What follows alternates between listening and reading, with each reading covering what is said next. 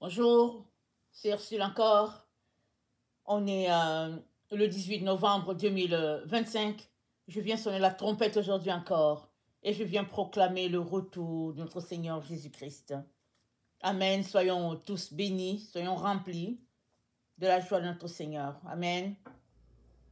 Alors, que ta bouche soit un instrument de louange. Amen. Que ta bouche soit un instrument de louange. Alors, nous savons tous que notre bouche est utile, soit pour manger, soit pour parler, soit pour louer le Seigneur. Notre bouche est importante. Alors, il y a quelqu'un qui a dit, Dieu nous a donné une bouche, pas deux, de telle sorte que, alors que on est en train de manger, on ne peut pas en même temps parler. Si bien qu'on ne peut pas faire deux choses à la fois. On fait juste une seule chose à la fois. Et quand on parcourt les Écritures, on reçoit de notre Dieu que celui qui parle beaucoup pêche beaucoup. Et on comprend que les personnes, n'est-ce pas, dotées d'un certain âge, ceux-là qui ont les cheveux blancs, disons-le comme ça, même s'il n'y en a plus de notre temps, ces personnes, très souvent, ne parlent pas beaucoup. Les gens d'une certaine génération, ils ne parlent pas beaucoup. Alors souvent on peut se demander, mais pourquoi ils ne parlent pas? Les grands-parents, les arrière-grands-parents, souvent ils ne parlent pas beaucoup. Au fait, c'est souvent le poids de l'âge et ils apprennent à tout simplement rester tranquilles, à garder la bouche fermée et plus méditer, c'est-à-dire laisser la bouche fermée pour méditer. Parce que la jeunesse, elle vient avec ses soubresauts et quand on est jeune, on danse, on rit, on saute, la vie nous appartient. Mais à partir d'un certain moment, l'être humain commence à réaliser que il va quitter cette terre. Et ça commence le moment de réflexion. Mais tu n'as pas besoin d'attendre d'avoir les cheveux blancs pour commencer déjà à mettre une garde à tes lèvres. Tu peux déjà le faire maintenant que tu es jeune. Et la Bible nous dit, jeune homme, réjouis-toi. Alors dans les jours de ta jeunesse, réjouis-toi. Mais sache ceci, un jour, tu te tiendras devant Dieu. Et le bémol qui est là t'amène à t'arrêter tout de suite dans ta jeunesse afin de compter tes pas et t'assurer que tu poses les bons pas au bon moment. Alors, dans le psaume 59, nous sommes informés par la prière de David. Au verset 2, il dit, « Mon Dieu, délivre-moi de mes ennemis. Protège-moi contre mes adversaires. Délivre-moi des malfaiteurs. Sauve-moi des hommes des sang, des hommes de sang. » Alors, cette prière, n'est-ce pas, ça peut être la prière de tout un chacun. Parce qu'on est dans un monde où il y a deux types de personnes. Ceux-là qui aiment le bien et puis ceux-là qui aiment le mal. Ceux-là qui aiment le bien aspirent juste à vivre tranquille. Ceux-là qui aiment le mal sont là pour guetter les autres pour savoir comment ils vont perpétuer le mal. C'est le monde dans lequel on est. Mais le Seigneur a annulé, n'est-ce pas, le mal par sa mort à la croix. Alors si tu fais partie de ces gens-là qui aiment le mal et puis qui ne souhaitent que le mal aux autres, sache que Jésus-Christ a mis une croix dessus, il a effacé ça. Tu peux changer de camp. Et c'est simple de changer de camp. C'est d'ouvrir ta bouche et puis dire, Seigneur Jésus, pardonne-moi d'aimer le mal par mes pensées, par mes actions, et donne-moi de te suivre. Toi, l'auteur du bien. Amen. Ça, c'est une prière vraiment simple, mais c'est une prière qui compte devant Dieu. Parce que quand tu décides de changer de camp, tu es en train, au fait, de quitter le camp des ténèbres pour le camp de lumière. Parce que là où il y a le mal, ça renvoie aux ténèbres. Et là où il y a le bien, ça renvoie à la lumière.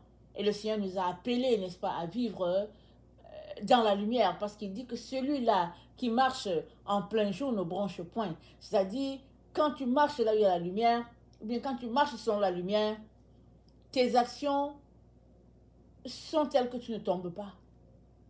Parce que la lumière te guide. Et puis cette lumière qui te guide, c'est notre Seigneur Jésus, c'est l'Esprit de Dieu. Et le Seigneur aimerait que tous sur cette terre nous puissions marcher selon sa lumière. Amen, ça c'est quelque chose d'extraordinaire, n'est-ce pas? Je viens nous y encourager, même si on est nous-mêmes porteurs d'actions de mal, croyons à Dieu qui est capable de changer ce qui ne peut pas être changé par un humain. Amen. Alors, si donc tu fais ce type de prière, tu es en train d'inviter Jésus-Christ dans ta vie. C'est-à-dire, tu es en train de lui dire, aide-moi à marcher dans la voie du bien. Et à partir de ce moment, tes iniquités sont effacées. Et il te revient de marcher à la suite de Jésus. Et ça va prendre que tu lises ta Bible, que tu puisses prier, que tu puisses ôter de ton chemin toutes ces choses que Dieu n'aime pas. Et c'est une marche, n'est-ce pas? C'est une marche dans la proximité avec le Seigneur. Amen. Alors, dans le psaume 59, celui-là qu'on vient de lire toujours, il est mention des méchants. C'est dit que, au verset 7, ils reviennent chaque soir, ils hurlent comme des chiens, ils font le tour de la ville. Voici, de leur bouche, ils font jaillir le mal, des glaives sont sur leurs lèvres. Car qui est-ce qui entend? Et ça, c'est le verset 7 et 8. Au verset 13, c'est dit, leur bouche pèse à chaque parole de leurs lèvres, qu'ils soient pris dans leur propre orgueil. Donc, le fait que les gens hurlent, les gens parlent beaucoup et tout, c'est l'orgueil qui est derrière. Amen. C'est ça que le texte dit. L'orgueil est derrière. Et dans le psaume, attendez, dans le proverbe, excusez-moi, dans le proverbe 21, au verset 4, c'est dit, des regards hautains et un cœur qui s'enfle, cette lampe des méchants n'est que péché. Des regards hautains, ça c'est l'orgueil. Un cœur qui s'enfle, ça c'est l'orgueil. Cette lampe des méchants n'est que péché. En d'autres mots, l'orgueil nous pousse à pécher contre Dieu. Voilà pourquoi quand on lit la Bible, on est encouragé par notre Dieu à rechercher l'humilité. Parce que Dieu résiste aux orgueilleux, mais il fait grâce aux humbles. Nous sommes appelés à marcher sur la voie où on choisit de devenir petit. Et nous savons que ça, c'est contraire à notre monde. Parce que dans notre monde, il faut se vanter. Déjà, tu t'en vas chercher le boulot, il faut commencer à te vendre. Il faut monter les enchères. Tu te vends avec ton CV. Et puis bon, souvent même, les gens ajoutent, n'est-ce pas, tout simplement pour impressionner. Mais la sagesse de notre Dieu, elle est contraire. C'est une sagesse renversante. C'est de faire tout simplement le contraire de ce que l'être humain prône. L'être humain prône l'orgueil, l'avantardise. Dieu prône l'humilité et le dépouillement. Voilà deux façons de marcher qui, si on embrasse un, ça nous mène dans une direction X, on embrasse l'autre, ça nous mène dans une autre direction Y. C'est-à-dire que les deux ne se rencontrent pas. Même si dans la Genèse, l'ennemi est venu, n'est-ce pas, tromper Adam pour qu'il puisse trouver un consensus sur les deux voies, ça ne se mélange pas. C'est soit l'un ou bien soit l'autre. Et le Seigneur nous invite à marcher selon la voie de l'humilité. Et c'est dit au verset 16, l'homme qui s'écarte du chemin de la sagesse reposera dans l'assemblée des morts. Le chemin de la sagesse, c'est ce dont on a parlé dans une vidéo. C'est la sagesse, au fait, c'est la nature de Dieu. Donc, si tu dis que tu as choisi Jésus, il est recommandé que tu puisses marcher sur le chemin, sur le chemin de la sagesse, c'est le chemin de Jésus. Et ça va demander que tu mettes une garde à tes lèvres. C'est là où je vais en venir. Ça va demander ça. Et souvent, ça va demander que tu fasses violence à ton être. Souvent, on veut pas, on est excité à parler. Les gens peuvent venir nous poser des questions. Ils veulent faire sortir quelque chose de ta bouche. La sagesse veut que tu veilles sur ta langue. C'est dit quoi? Proverbe 21, le verset 23. Celui qui veille sur sa bouche et sur sa langue préserve son âme des angoisses. Waouh! Si tu veilles sur ta bouche, si tu veilles sur ta langue, tu préserves ton âme des angoisses. Est-ce que vous êtes arrêtés sur comment on parle souvent? Souvent, on lance les paroles en l'air. On a parlé, on est parti et puis bye. On ne se souvient souvent pas. Mais chaque parole que tu dis tombe dans un sol. Et ce sol va germer et produire quelque chose. À moins que tu annules les paroles que tu dis, les paroles ne tombent pas en l'air. Voilà pourquoi plus d'une fois le Seigneur revient sur le sujet de l'usage de notre bouche et puis de notre langue.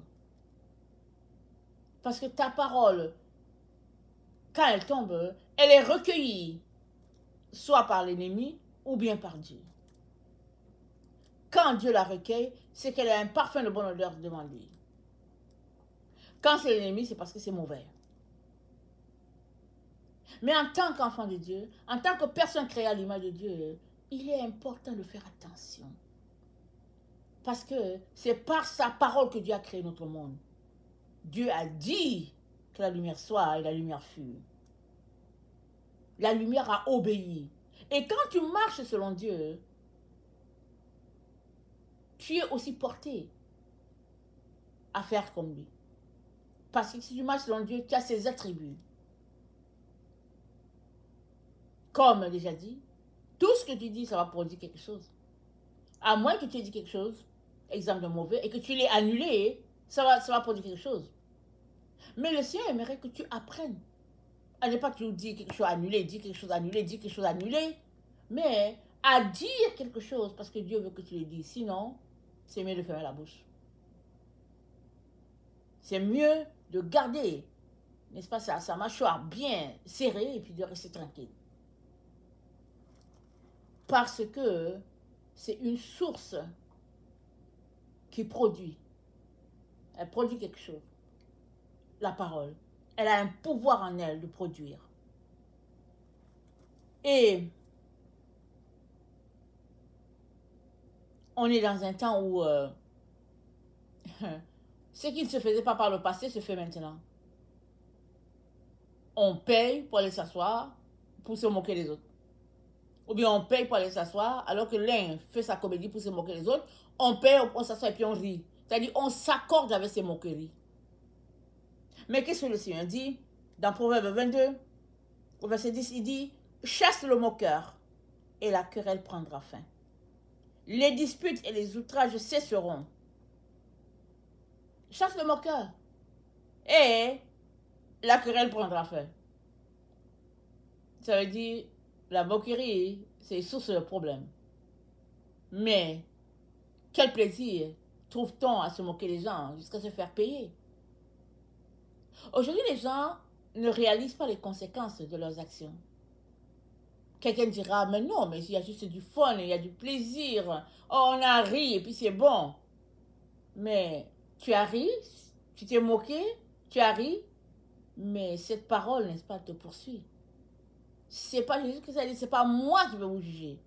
La parole, c'est elle qui vous juge. Et puis la parole, n'est-ce pas, elle est là pour élever Dieu. Et non pour nous élever nous autres. Et son contraire, c'est-à-dire, chasse le moqueur et la querelle cessera. Son contraire aussi vrai, son contraire dit, Proverbe 22, le verset 11, celui qui aime la pureté de cœur et qui a la grâce sur les lèvres a le roi pour ami. Celui qui aime la pureté du cœur et qui a la grâce sur les lèvres a le roi pour ami. Le roi, c'est notre Seigneur Jésus. La grâce sur les lèvres? Oui, tu as bien entendu. La grâce sur les lèvres. C'est-à-dire, avant de parler, remue ta langue plusieurs fois. Même si tu es blessé, choqué, remue-la plusieurs fois. Parce que par ta langue, tu peux détruire quelqu'un, mais par ta langue, tu peux l'élever. Il est important de faire attention. C'est mieux d'être traité de rien du tout, de poltron, de quelqu'un de basse classe, et d'avoir mis une garde sur ses lèvres, que d'être traité pour un dur, quelqu'un, n'est-ce pas, qui se laisse pas faire, et on aura offensé Dieu. Comme dit avec Dieu, la vie qui le réjouit, c'est la vie de l'humilité. Marcher dans l'humilité. Et dépendre de Dieu en toutes choses.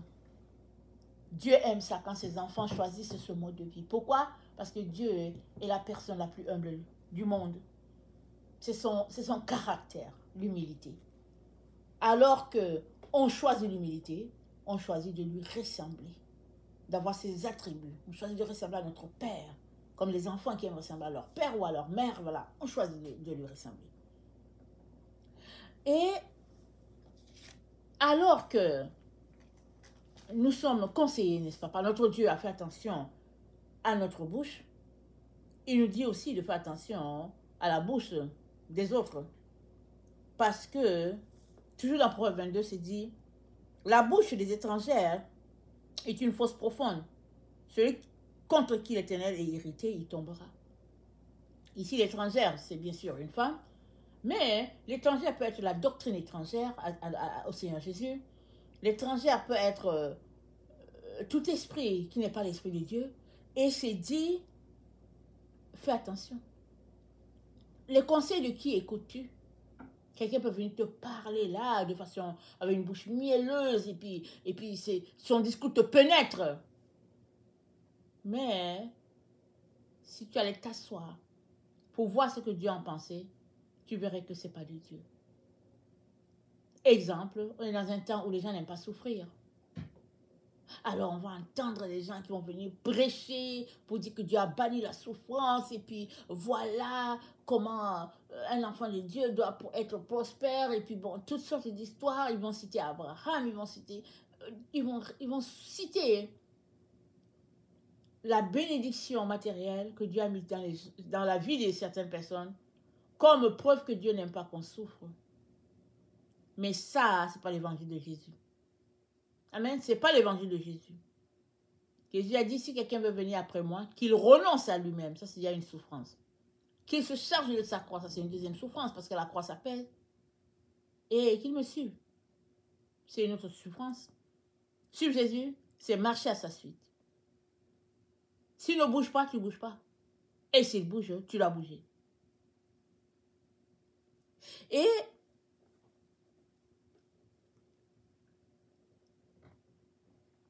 notre bouche devrait être un instrument de bénédiction. En toutes choses. En toutes choses. Qu'on soit content, malheureux, ça doit être un objet de bénédiction parce que c'est un instrument autant utilisé par Dieu que le diable. Plusieurs se retrouvent pris au piège par leurs paroles. Il y a un verset qui dit, oh, mon fils, si tu as cautionné quelqu'un, va et dégage-toi le plus rapidement. C'est-à-dire, va et demande pardon à la personne pour dire, tu sais quoi, j'ai vite parlé. J'ai vite parlé, je me suis engagé derrière toi, mais au fait, j'ai vite parlé. Pardonne-moi et puis je retire mon engagement. Ça, c'est très important. Afin de ne pas être lié dans quelque chose, n'est-ce pas, qui va te nuire. Parce que tu ne connais pas l'avenir. Seul Dieu connaît l'avenir. Et lui seul peut te dire, prononce cette parole, fais ceci, va dans telle direction. Seul Dieu peut te dire. Tu peux dire, oui, mais Seigneur, mais au fait, c'est un peu lointain, je ne sais pas. Il va te dire, oui, oui, oui, c'est lointain, mais c'est moi. Crois-moi, voilà ce que tu dois faire. Et à partir du moment où tu as l'assurance que c'est Dieu, alors tu vas dans son sens. Et dans 1 Timothée 1, le verset 34, 1 Timothée 1, verset 3, pardon. 1 Timothée 1.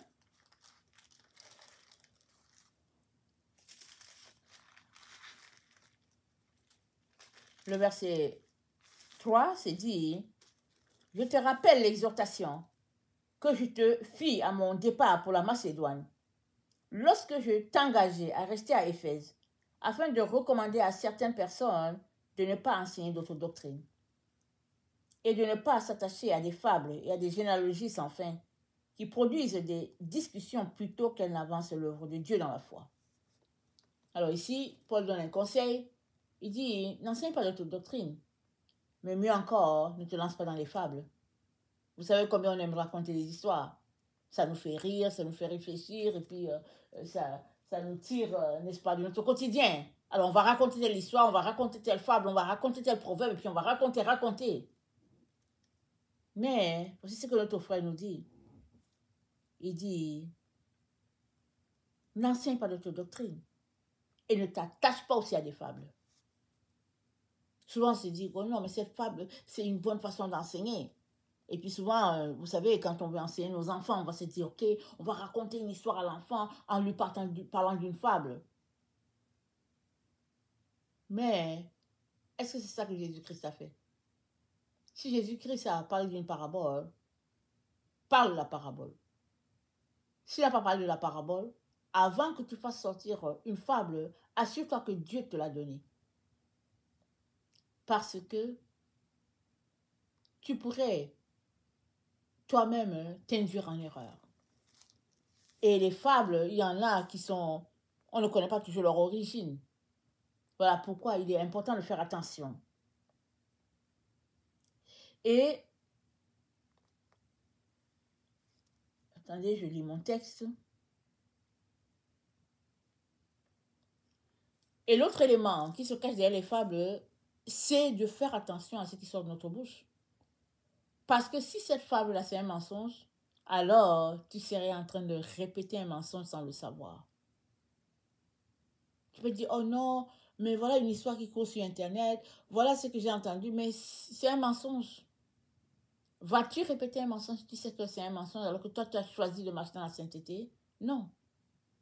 Alors, avant de prononcer une fable, assure-toi que la fable n'est pas fable vraiment, mais que c'est une histoire vraie.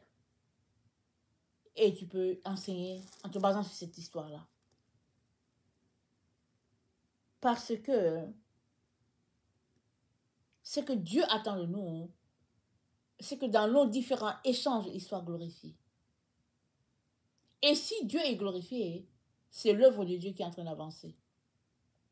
Mais si Dieu n'est pas glorifié, alors l'œuvre de Dieu est tout simplement en train de régresser. Or, on a été appelé à faire de toutes les nations des disciples. Et ça demande quoi? Ça demande que tes lèvres puissent être utilisées pour proclamer le salut de notre Dieu. Et comme déjà dit, proclamer le salut, ce n'est pas juste pour une catégorie de personnes appelées des prêtres, des pasteurs, et des catéchistes et tout ça. Mais non, proclamer l'évangile, c'est pour tout le monde. Tout un chacun peut proclamer l'évangile. Tout ce dont nous avons besoin, c'est de donner notre vie à Jésus, de décider de le suivre depuis de lui obéir, de nous asseoir pour nous laisser enseigner. Et une fois qu'on est enseigné, une fois qu'on est nourri, on vient aussi nourrir parce que c'est tout ce qu'on veut faire.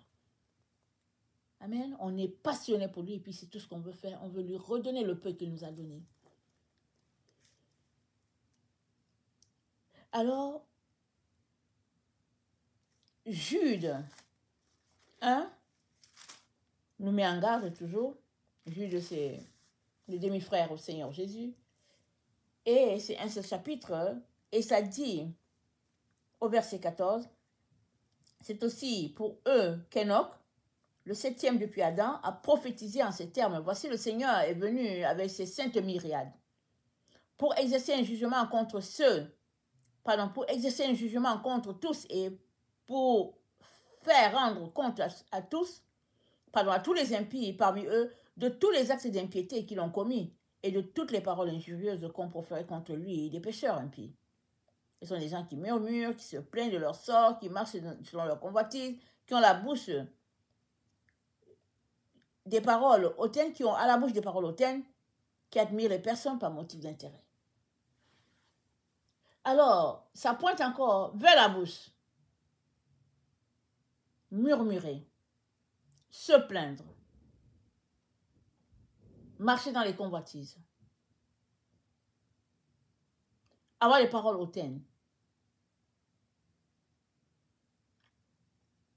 Toutes ces choses-là renvoient à ce que le Seigneur a pointé dès le début. Choisir la voie où notre bouche sera gardée pure.